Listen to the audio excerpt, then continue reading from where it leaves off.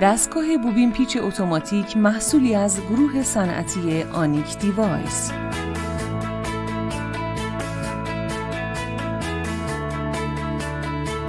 دستگاه بوبین پیچ آنیک در تولید ترانس‌های سویچینگ و ترانس‌های معمولی، سیمپیچی انواع مگنت، ترانس اجاق گازها و تولید سیمپیچ باندها و بلندگوها کاربرد دارد و از مزایای آن می‌توان به دقت بالا تا 1000 میلیمتر، کار کردن بسیار راحت و ساده، تنظیم آسان و دقیق، قابلیت تنظیم برای انواع قرقره‌های قطر سوراخ بزرگ و کوچک تا 1 میلیمتر، حافظه دار بودن، قیمت بسیار مناسب، اشغال فضای بسیار کم، استارت نرم یا همان سافت استارت که از پاره شدن سیم جلوگیری می‌کند،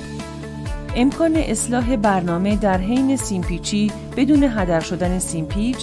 و عدم نیاز به محاسبه‌های خاص عددی نسبت به سایر دستگاه‌ها اشاره کرد.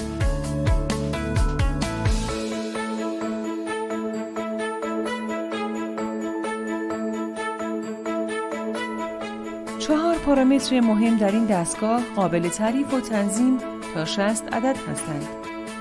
و شما به راحتی می توانید بر حسب نیاز خود دستگاه را برنامه ریزی نمایید.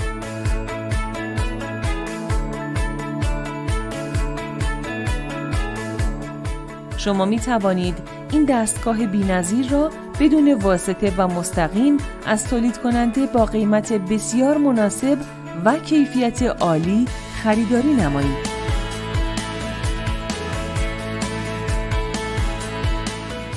جهت کسب اطلاعات بیشتر با ما در ارتباط باشید.